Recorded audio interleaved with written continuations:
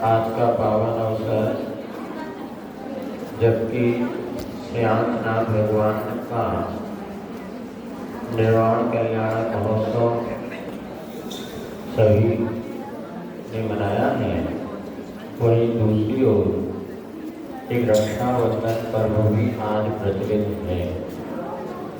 ये अनादिकालीन पर्व नहीं है, किंतु प्रासंगिक कुछ ऐसा घटित हुआ और यह हम लोगों की स्मृति का विषय बना रहे, इसीलिए यह प्रतिवर्ष पर्व मनाया जाता है।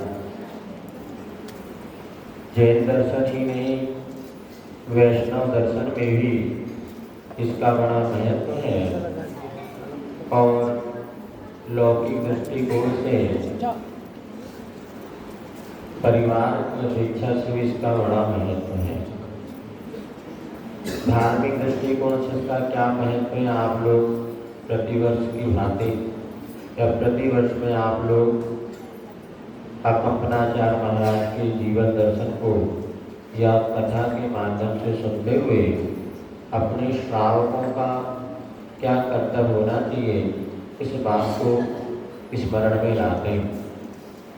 और दूसरी है, आज रक्षाबंधन पर्व है, तो दो शब्दों से मिलकर ये बना हुआ है, रक्षा और बंधन। वास्तव में बंधन एक ऐसा शब्द है जो कि कोई भी नहीं चाहता। छोटा सा बच्चा भी है ना, उसको गोदी में पकड़ के देखो कैसा भागता है वो गोदी में भी बंधना नहीं चाहता। आप उसको जबरदस्ती दोनों हाथ से कर लो तो पूरी ताकत लगा करके वो और हाथ पाँव फटकार करके झट से गोदी से बाहर जाना चाहता। तो फिर हम लोग कितने बड़े हैं, कैसे बनेंगे महाराज बताओ। बंधन किसी को रुसता नहीं। आचार्य महाराज ने मुक्पाटी महाकाव्य में इस प्रसंग को लिया कि जब कुंभ ने ऐसी स्थिति देखी कि इस नदी पार करना था और यदि नदी पार ना किया जाए तो पीछे से आतंकवाद आ रहा था, वो भी कष्ट पहुंचा सकता था और नदी इतनी उफान में थी, पूरा परिवार कैसे नदी को पार करे। तो उसने उस परिवार को कहा कि एक काम करो, आप एक रस्सी का एक जो छोर है उस छोर में सभी परिवार ने अपनी अपनी कमर बांध लो और एक जो है मटके को कुंभ को मेरे तरफ मुझे बांध लो और अपन इस नदी में कूद जाओ, जिससे कि नदी को पार करें। तो परिवार को बड़ा संकोच हुआ कि ऐसे हम क्यों बंधे। तो कुंभ कहता है बंधन यहाँ किसी रुसता है। सुना, बहुत अच्छी बात है। जितने लोग बैठे उतने ध्यान से सुनो, शायद हो सकता आपके जीवन में इससे कुछ दिशा बोध मिल सके। मैं यहाँ बंधना कौन चाहता है, दूसरों को बांधना यानी स्वयं बंधन में बंधना है। जैसे पुलिस वाला जब चोर को हथकड़ी डालता है तो वो भी बंधन में बंधा होता है और दोनों के हाथ में हथकड़ी होती है, या हथकड़ी नहीं हो तो हाथकड़ी पकड़ना उसको। यहाँ बंधन रुसता किसे है, कोई भी तो बंधन में रहना नहीं चाहता, किंतु स्वच्छंदता से बचना चाहता हूँ और उनको बचाना चाहता हूँ। इसलिए बंधन को स्वीकार करना अनिवार्य है, क्योंकि बिना बंधन के जीवन सुरक्षित होता नहीं। जिसे दर्शन की भाषा में या धर्म की भाषा में हम संयम कहते हैं। ये बंधन ही निश्चित हमारे लिए सुख का साधन है। जैसे पतंग आपने सुना होगा, आचार्य महाराज ने एक दोहा लिखा है, ईश दूर पर मैं सुखी आस्था लिए अभंग और ससूत्र वाला खुश रहे नभ में उड़े पतंग। पतंग कहाँ पर उड़ती है, आकाश में। उड़ाने वाला कहाँ होता है, नीचे जमीन पर। और पतंग जितनी ऊपर जाती है बालक खुश होता है कि दुखी होता है, उड़ाने वाला खुश होता है। किंतु कब तक, जब तक पतंग और बालक का संबंध बना हुआ है। किससे बना हुआ है, डोर से। और जैसे यदि वो डोर टूट जाए तो वही बालक दुखी हो जाता है कि मेरा बंधन छूट गया। अर्थात वो डोर से जब तक पतंग बंधी है, कितनी भी ऊपर चली जाए उसको कोई गम नहीं, कोई दुख नहीं, और डोर से टूट गई तो थोड़ी सी हवा का झोंका ही उसको नष्ट कर देता है। तो हमारे जीवन में यह बंधन बहुत अनिवार्य है। आज नई स्वतंत्र विचारधारा के अनुसार कोई व्यक्ति किसी से बंधना नहीं चाहता, यहाँ तक कि विवाह बंधन को भी आज अस्वीकार किया जा रहा है। विवाह बंधन ये भी एक बंधन है ना, 7 फेरे पड़ते हैं, उस समय रस्सी से बांध के, रस्सी से बताओ दो, एक दुपट्टा और एक धोती साड़ी वो बांध देते हैं एक दूसरे को, और बांधने वाले भी देखते हैं जो ये बंधन जो होता है, ये विवाह का बंधन भारतीय संस्कृति के लिए बहुत पवित्र बंधन माना जाता है। और यहाँ तक कि ऐसा सुनते हैं ये वैलेंटाइन डे वगैरह जो बनाते हैं ना, 14 फरवरी को कर गई वो तो है, अभी फ्रेंडशिप डे आई थी अगस्त।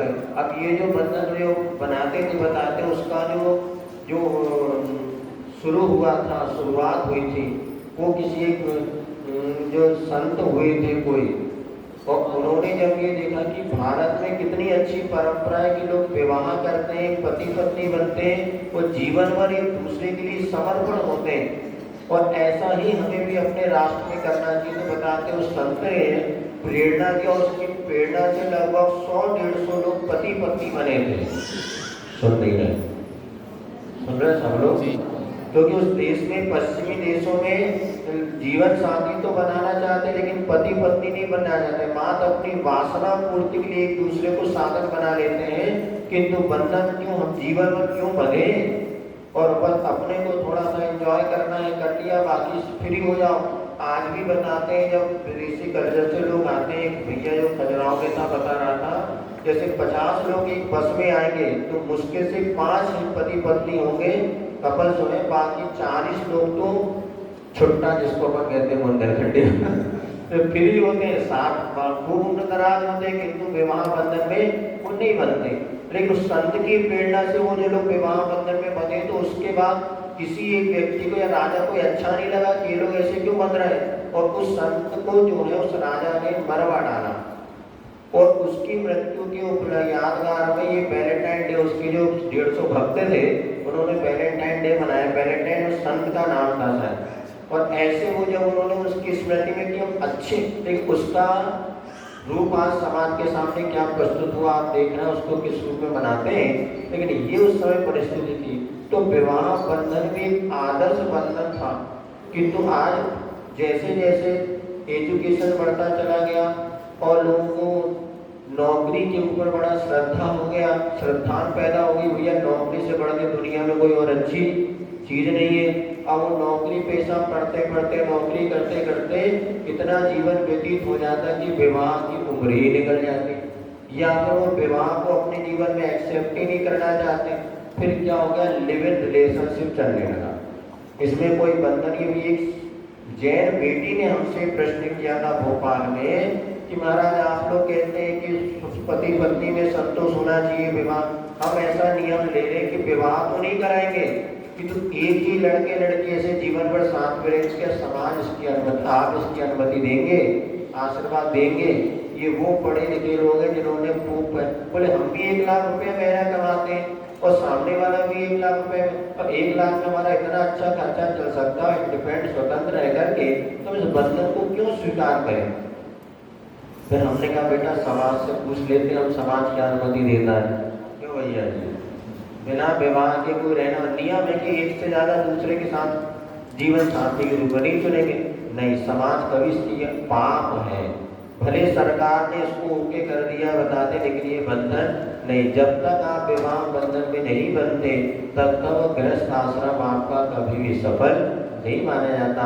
और ये बंधन वास्तव में हमारे लिए भारतीय संस्कृति का एक श्रेष्ठतम उपहार है। और लौकिक दृष्टि में आज भाई बहन एक दूसरे को रक्षा सूत्र बांधते हुए, या बहन जो है अपने भाई को रक्षा सूत्र बांधते हुए ये अपेक्षा करती है कि भाई मेरे जीवन भर रक्षा करेगा, किंतु वास्तव में अब जमाना पलट गया। अब तो बहनें स्वयं अपने आप में इतनी लड़क इतनी समर्थ हो गई, क्या उनको कोई भी आ सकता है? अब भाई बहन की लड़ाई है तो कौन जीता बता? नहीं भी जीते ना तो सरकार उनके पक्ष में है, घर की सरकार भी हो या देश। अब देखो देश में अगर कुछ भी हो जाए तो लड़के लड़की अगर कोई गड़बड़ हो तो फंसेगा कौन? लड़की तो सही हो, सरकार नंबर लिख के दे बेटा कुछ हो जाए तो हमें फोन करियो। तो स्कूल के सामने पूरे नंबर लिखे कि लिखा है कि बेटियों का कोई भी कुछ करे तो बेटा इस नंबर पे फोन करना, पुलिस कभी आके खड़ा है। अर्थात कहने के भाई बहन में, और बहनें तो बहुत मजबूत हो गई, पहले जैसे कमजोर बहनें नहीं है। देखो ओलंपिक में अभी सबसे ज्यादा पदक कौन लाया था? बेटियां। क्यों? पहलवान, देखो पहलवान पहलवानी में उसमें बेटियां पहलवान हो, फर्स्ट क्लास हो, तो ऐसे पटक पटक के दूसरों को मारे। अब बेटा तुम्हें अपनी सुरक्षा करना है, ये तो व्यवहारिक बात होगी। लेकिन वास्तव में यदि हम दोनों भाई बहन के अगर सुरक्षित हैं तो संस्कारों की वजह से आज हमारा ये कहना प्रत्येक, वैसे तो यहाँ जो लोग उपस्थित हैं बहुत अच्छा है, लेकिन आजकल दिन ऐसा है कि घरों में जब रिश्तेदार आ जाते हैं ना तो इतने बतियाने में लग जाते कि मंदिर जाने की फुर्सत नहीं मिलती लोगों को। अब है तो बहुत सारे बेटा बेटी आए हुए जो बाहर पढ़ते हैं, वो सब यहाँ पर आए हुए, लेकिन शायद आज वो अभी तो घर में वैसे कल रात में 12-1 बजे तक बतियाते रहे तो सो के 9 बजे उठे हुई है। नहीं, सबसे बड़ी बात तो बहुत दिन बाद मिलते तो क्या होता है, बातें होती, वैसे वो बातें कब तक, और 2-2 बजे रात तक बातें चलती रहती हैं।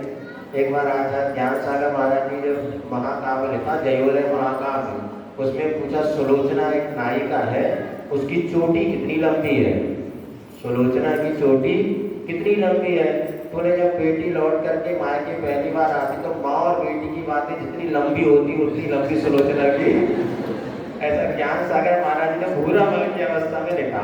तो ऐसे जब भाई बहन मिलते हैं या बाहर पढ़ने वाले आते हैं, अब यहाँ पर आए तो मम्मी पापा भाई बहनों की बातें उतनी लंबी हो जाती है कि कब 2 बज गए रात में पता नहीं चलता।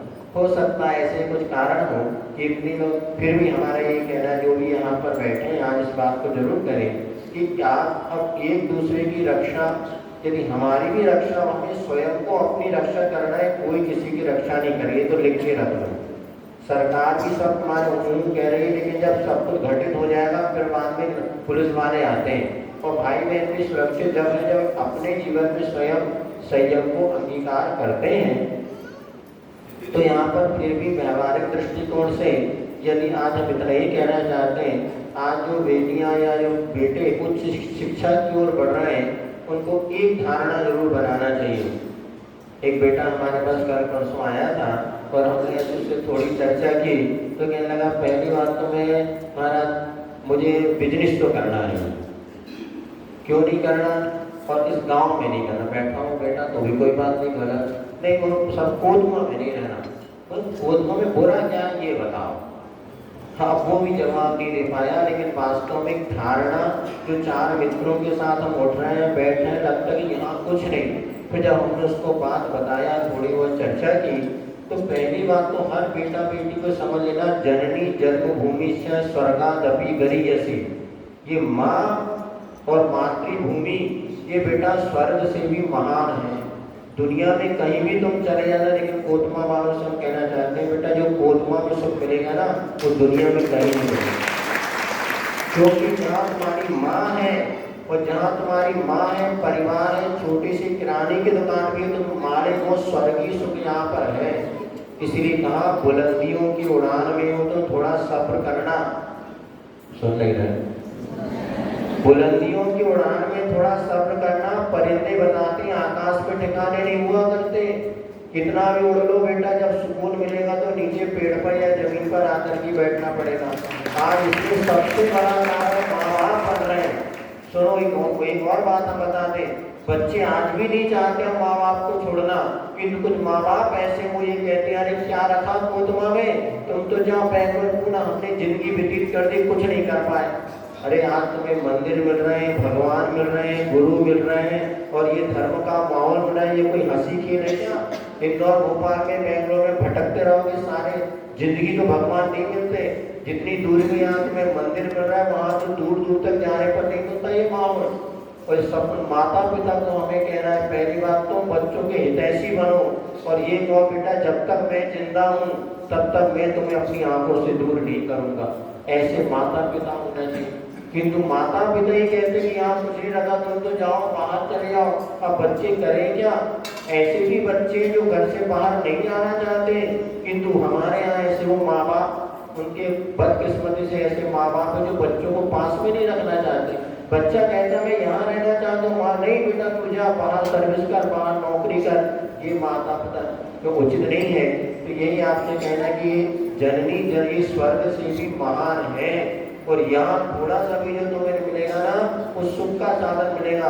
अन्यथा बड़े बड़े शहरों के सुपने आप जो देख रहे हैं हम तो देख कर के आए हैं। हम इंदौर सिटी में इधर पूना तरफ यहाँ सब जगह आसपास जहाँ जाना होता देख के आए। हम तो जब इंदौर पहुँचे तो लोग कहते थे महाराज आप यहीं रुको, हम तो कहते हैं हम तो वापस वहीं जा रहे हैं, यहाँ के बच्चे यहाँ आ रहे हैं। क्यों? वहाँ हम जाके कहेंगे बेटा यहीं रहो, क्योंकि कोई कहता अपनी बेटी दे दो महानगर में, काय को नरक में पटक रहे। महानगरों में तुम्हें जो स्वर्ग दिख रहा है ना वो स्वर्ग वहाँ दिखाने के नाते बेटा असलियत बहुत अलग है। यहाँ कम से कम पड़ोसी में सिर दुख जाए तो 3 घर को पता चल जाता उनका सिर दुख रहा है, वहाँ मर जाओगे तो पता नहीं चलेगा, कोई दरवाजा खोलने वाला नहीं मिलेगा। ये सत्य घटना है।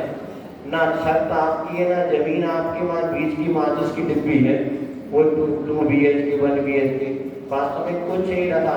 तो ये बात आपको कह रहे हैं अपने माता पिता के पास जो रहेगी तुम्हें स्वर्ग मिलता वो दुनिया में कहीं नहीं मिलने वाला आनंद। महाराज के महाराज मिल रहे स्वाध्याय अभी भी लोग सोच रहे हैं। बस एक तो माता पिता की हॉबियाँ जो है ना वो बच्चों को बहुत डिस्टर्ब कर रही है। हमारे पास एक हम तो कहते हैं जितने बेटा बेटी अगर यहाँ हैं एक बार हमारे पास वो आए, अपन चर्चा तो करें जीवन का लक्ष्य क्या होगा कि उनको पता ही नहीं। वहाँ एक दूसरे को देखी देखी वो जिंदगी जी रहे हैं। और पहली बात तो ये आप ध्यान रखें, फिर हम उस बच्चे को कहा बेटा तुझे जो बनना हो बच्चा बना नहीं, किंतु अब भूल कभी ये मत कहना कि मैं गोदमा में नहीं रहूँगा। यहाँ तुम्हारी दुकान है, सब कुछ यहाँ जो स्वर्ग है तुझे कभी नहीं मिलेगा। दुनिया में कहीं भी चले जाना। उस बच्चे को बात थोड़ी बहुत तो समझ में आई कि नहीं है ये तो हमें नहीं पता, फिर भी हमें तो लगा कि उसको बात समझ में आ गई। आज हमने ऐसे नेगेटिव ना बच्चियों को तुमने कह दिया ऐसी प्लेस में क्या रखा बेटा तू तो इंदौर भोपाल के नीचे पे आप करने नहीं। अब हो गई परेशानी, बहू चाहिए कोतमा में और बेटी जाएगी बेंगलोर। क्या देखता नहीं रह जाएगा हमारी बात तो मुझे निपट गया होने का। अब बहू चाहिए कोतमा में और बेटी कहाँ चाहिए तो इंदौर छोटे नगर में बात ही नहीं। ये सारी की सारी समस्या हमारे जीवन की बहुत बड़ी समस्या समाज में बन रही है। फिर भी हमारा कहना आज थोड़ी सी मानसिकता बदलें और यहाँ पर भी जो धर्म ज्ञान के साधन को बोले नहीं है।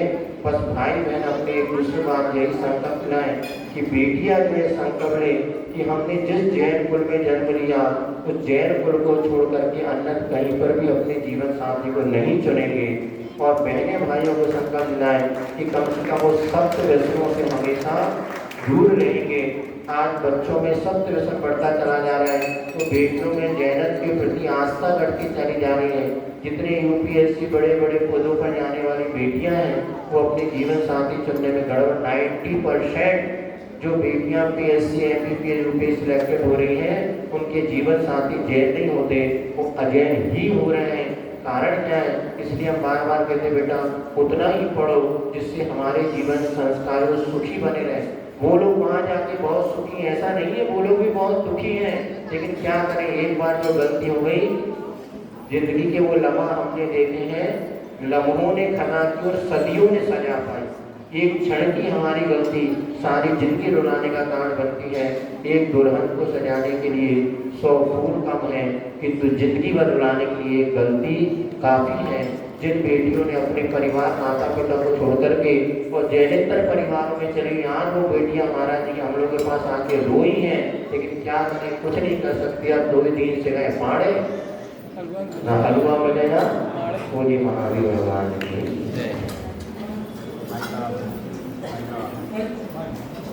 और सच में आज की ज्वलंत समस्या का समाधान महाराज जी के उपहार से मिला।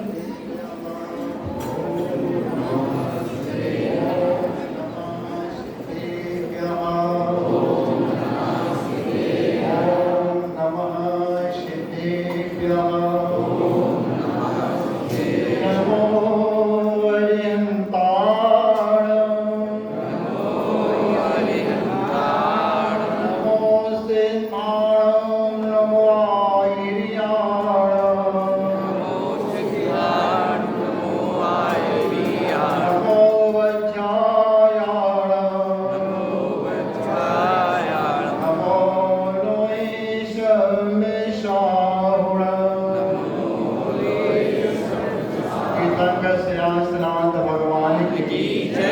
आचार्य कंपनाचार्य शास्त्र मुनि राजों की विष्णु कुमार महामुनि राज की आचार्य गुरुवर श्री विद्यासागर मुनि महाराज की जय। जैन दर्शन का मूल सिद्धांत है वह हमारे कर्म का उदय और कहीं भी चले जाओ वो कर्म तुम्हारे साथ साथ में जाएगा। भाई महाराज कह रहे थे उस शिक्षा वाले की जोड़ी नहीं बनती। एक आसपास के आपके जज आए थे कुछ दिन पूर्व यहाँ पर, तो पूछा बच्चों उनसे नाम पूछा तो उनका सरनेम दूसरा था और जो पत्नी थी वो जैन थी।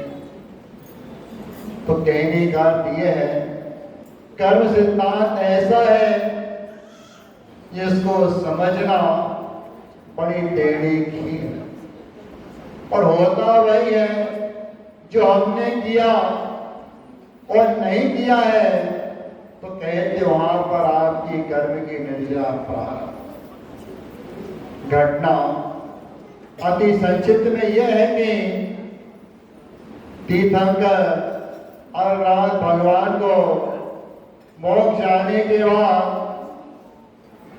और बद्रीनाथ के आने के पूर्व जो घटना घटी, नगर आपका कहलाता है उज्जैनी नगरी और पास के जंगल में यही संग विराजमान था आचार्य कंपनाचार्य मुनिराज। और वहां पर जनता सुबह सुबह दर्शन करने जा रही, अपनी अपनी डब्बियां लेकर के पूजा करके। राजा सुबह सुबह छत पर टहल रहा, ये क्या है?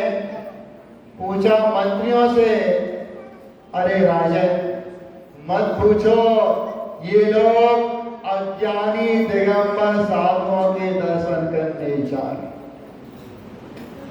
और राजा को बड़ा आश्चर्य हुआ, हजारों व्यक्ति जा रहे हैं और ये अज्ञानी कह रहा है। राजा कहता है कल सुबह सुबह मेरे को कहाँ दर्शन करने जाना है।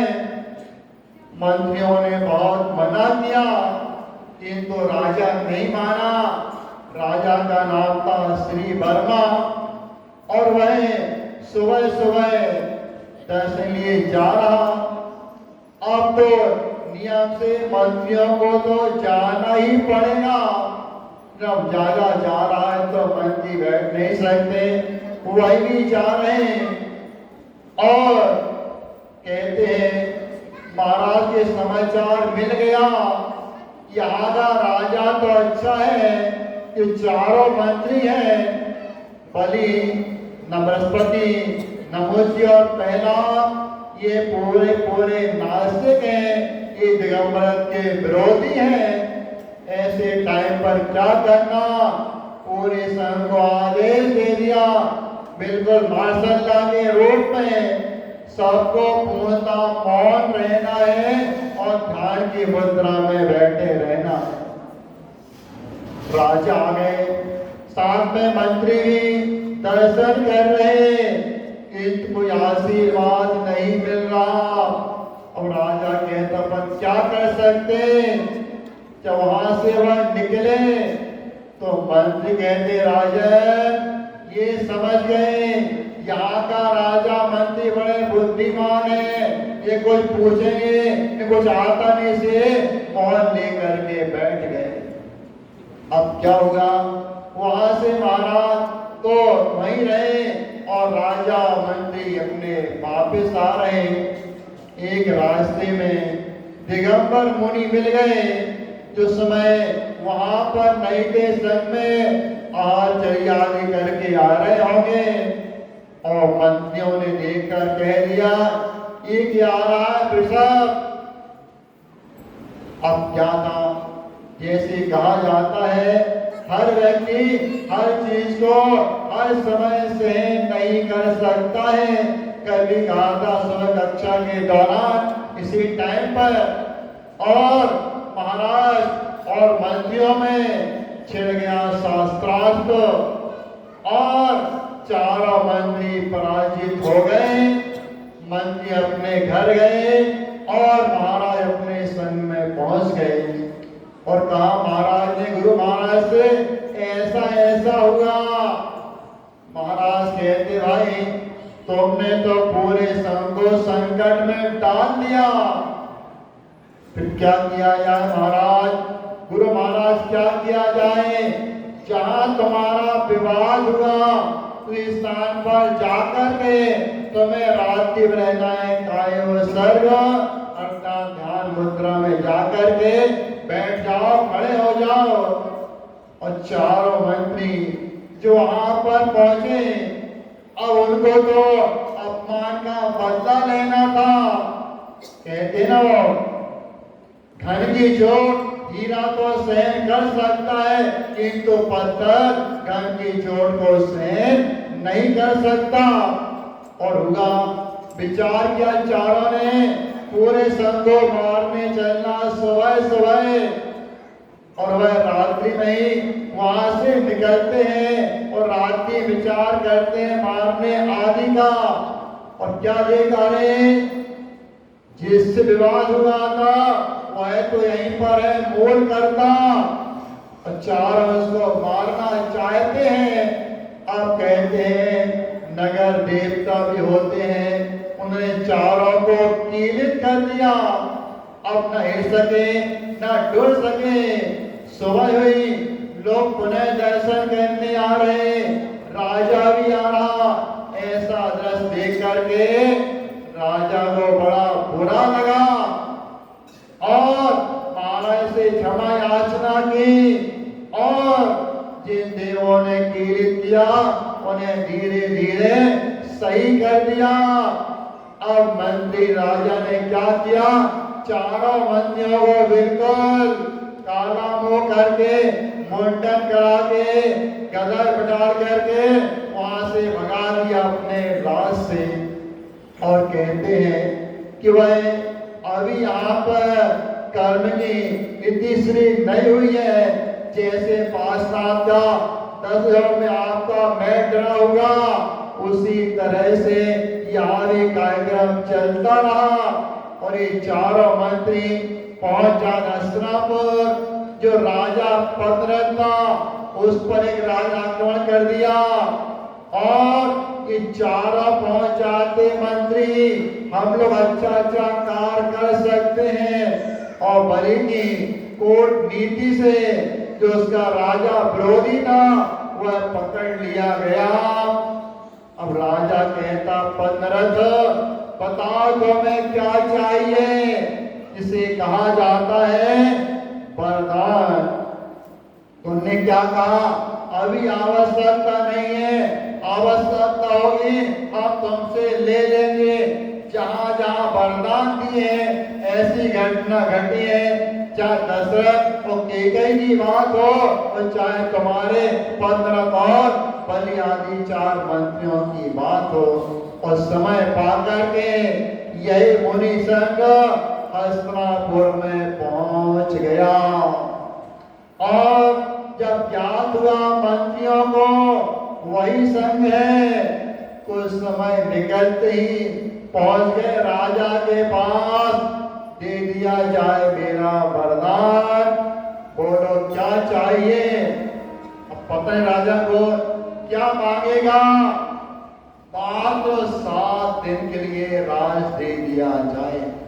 और राजा अपने पहुंच गए अज्ञातवास में, पूरा पूरा राज उन्होंने संभाल लिया। और संभालते ही वहां पर जाकर के जहाँ मुनि संघ था, चारों से लकड़ी आदि गंदे पदार्थ डाल करके और वहां पर धुआं आदि करा दिया। ऐसा अवसर वहां पर चला आपका 7 दिन तक। और इस 14 की रात्रि को कहते हैं जो कौन से महाराज से उन्हीं के गुरु मिथिला नगरी में विष्णु कुमार के अचानक चीख पड़े, ओ हो, क्या हो रहा है, क्या हो रहा है। वही बाजी बैठते छुल्लक पूछते तो क्या होगा महाराज, क्या होगा। हस्तिनापुर में 700 मुनियों पर उपसर्ग चल रहा है, बिल्कुल प्राण घातक उपसर्ग, कैसे दूर हो सकता है। तब कहा महाराज ने विष्णु कुमार मुनि को विद्यार्थी प्राप्त है और जो इंद्र को जाकर धौल दे सकता है, अपनी दिखा सकता है, उसके द्वारा यह दूर हो सकता है। छुल्लक जी के पास विद्यादि रहती है, उसके माध्यम से पहुंच गए मुनि विष्णु कुमार के पास और कहा ऐसा ऐसा है, आपको क्या करना है। उन्हें पता नहीं कि मेरे पास कोई रिद्धि है, जो ऐसा हाथ किया वह तो दीवार को फाड़ करके आगे बढ़ गया और सीधे सीधे महाराज और विक्रिया के द्वारा पहले कहाँ पहुंचते हैं, जहां के वह थे जो उनका भाई था, पत्र थे जो राजा बना था, उसे कहा तुमने ये क्या किया, क्या किया, तुमने कुल में कलंक लगवा दिया। जिस कुल में मुनि निकले, मुनियों की पूजा होती, आज तुम क्या कर रहे हो। वह कहते महाराज मैं इनकी छल नहीं जान पाया, ये छली निकले और मैं इनको वरदान दे दिया था, अब मैं कुछ नहीं कर सकता हूँ, जो करना हो तो आपको करना है, मैं कुछ भी नहीं कर सकता। और अब यहाँ पर हमारे यहाँ दो ग्रंथ मुख्य हैं, एक है आपका पांडव पुराण, दूसरा हरिवंश पुराण। वहां पर ये लिखा है वह महाराज सीधे सीधे दिगंबर वेश में ही गए, और एक में लिखा है उन्होंने बामन मारे छोटा रूप बनाकर गए, उन्होंने दिगंबर वेश को छोड़ा नहीं। क्योंकि जो आप जानकार हैं यह रिद्धि विक्रिया कहाँ तक हो सकती है, ये होते गुलिस्तान छठे तक और मुनि का गुलिस्तान छठा सातवां चलता रहता है, उनने भेष को छोड़ा नहीं। इतना है विक्रिया के द्वारा उन्हें जो दिखाना हो बाहर से वह सारा दिखा सकते, उसका कोई भी निषेध नहीं।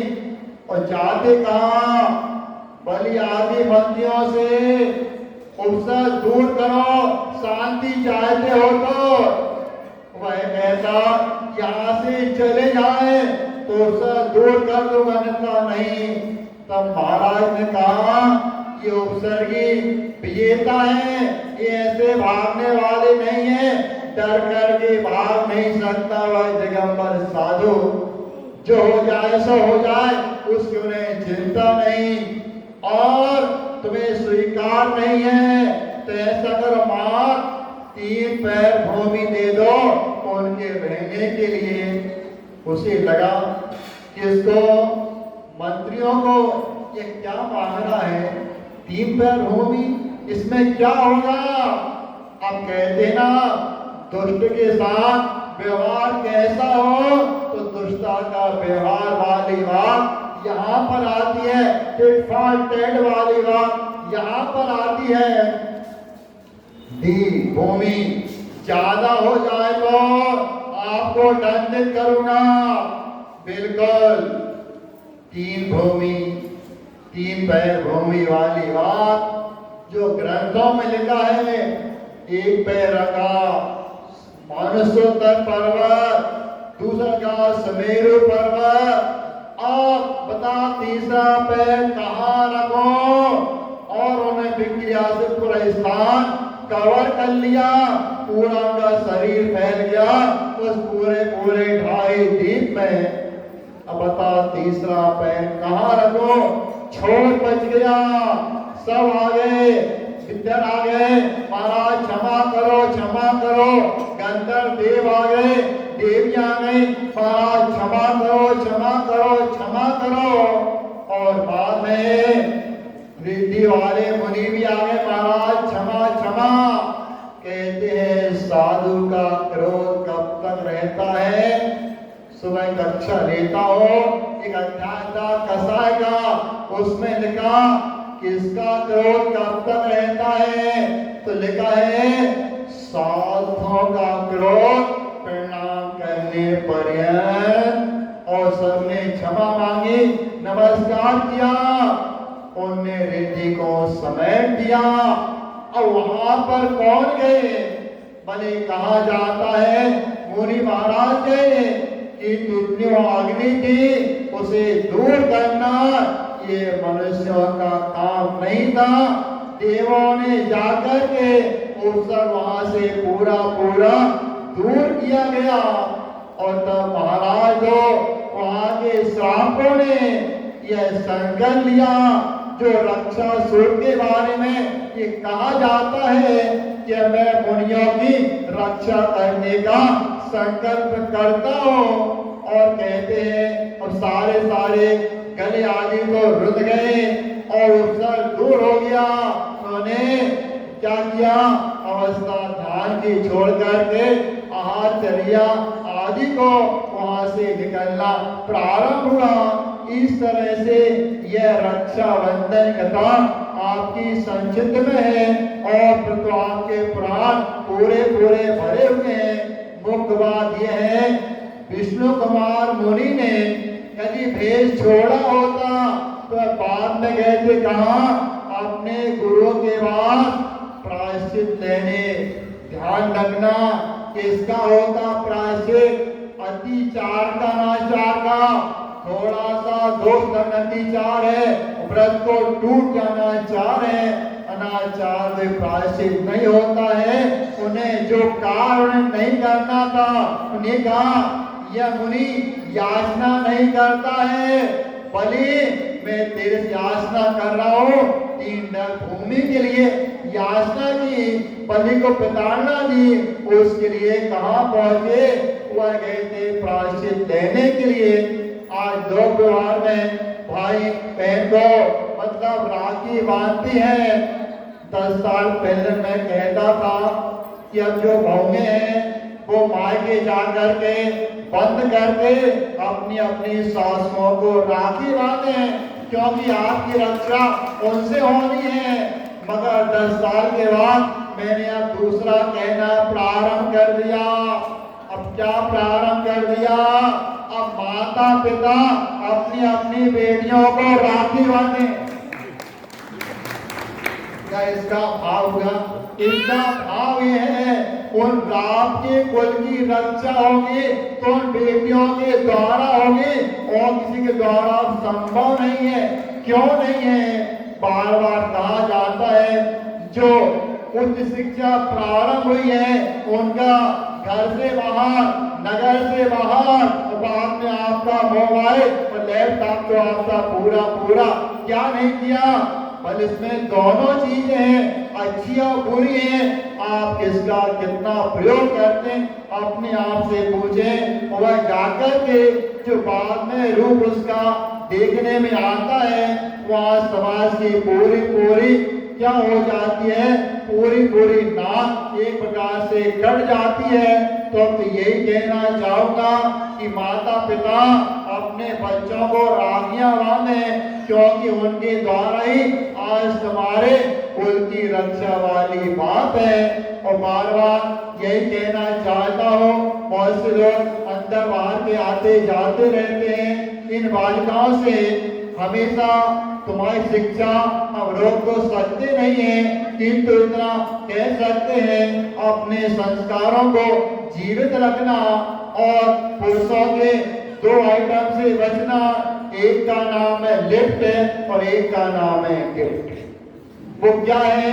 आप बाहर पढ़ रहे, आपको कॉलेज जाना, कहीं जाना, आपका बाहर नहीं आया, कोई आपसे कहता है लड़का पुरुष आदि मैं आपको वहां पर छोड़ देता हूँ, भले आप कॉलेज मत जाना, किसी ऐसी लिफ्ट मत लेना, वहीं से आपके काम बिगड़ते हैं। दूसरा कहा था गिफ्ट। अब गिफ्ट वाली बात क्या है? एक बार गुरुदेव पढ़ा रहे थे ग्रंथ सर्वार सिद्धि। एक प्रसंग था, मान लो चेला है, कोई गलती हो गई है और कहाँ जाना है, गुरु के पास प्रायश्चित लेना। तो क्या लिखा है, ऐसा नहीं जाकर के पहले पैर दबा दो, नहीं तो क्या करो, एक आध जा करके क्या भेंट कर दो, पेंसिल। क्यों? जिससे मुझे कम प्रायश्चित मिले। तो मैंने कहा गुरुदेव, क्या एक पेंसिल का प्रभाव आचार्य परमेश्वर जी पर पड़ता है? तो गुरु महाराज कहते भाई मैं क्या कहूँ, ग्रंथ में तो लिखा है कि एक पेंसिल का प्रभाव आचार्य परमेश्वर जी पर पड़ सकता है, क्या एक मोबाइल और एक लैपटॉप का प्रभाव क्या बालिकाओं पर नहीं पड़ सकता? क्या अवश्य पड़ता है। यही कहना चाहूंगा, आप पढ़ रही हैं, ठीक है, संस्कार जीवित रखें और जो लिफ्ट और गिफ्ट के बारे में कहा गया था उस पर अच्छे से ध्यान रख करके अपना कार्य करना। और पुनः यहाँ के लोगों से कहना चाहूंगा कि आपका एक पर्व जो आपके रूप में था वो आपका आज का है और आगे आने वाला आपका पर्व है। पुनः यहाँ के लोगों से कहना चाहूंगा वह समय निकाले और 10 दिन जो आपके 10 लक्षण है, कहा जाते हैं भदैया वाणिया के रूप में, आपको उस शिविर में अच्छे से भाग लेना है। आपको यहाँ पर भूखा नहीं रखा जाएगा, व्यवस्था आपकी पूरी घरों में होगी। तब आपको अच्छे से सम्मान से ले जाएंगे, जैसे महाराजों को मतलब परिहान करते हैं, परिहान तो आपका नहीं होगा किंतु विनय से आपको ले जाते हैं। अच्छा कार्यक्रम होता है, कक्षाएं होगी, आपकी सामाजिक आदि करना है और यहीं पर सारे काम करना है। अब ज्यादा ना कहते हुए समय आपका लगभग पूरा हो चुका है और इतना कहते हुए अपनी वाणी को यही प्राप्त देता हूँ। बोले गुरुनाम गुरु आचार्य ज्ञान सागर महाराज की, आचार्य गुरु श्री विद्यासागर मुनि महाराज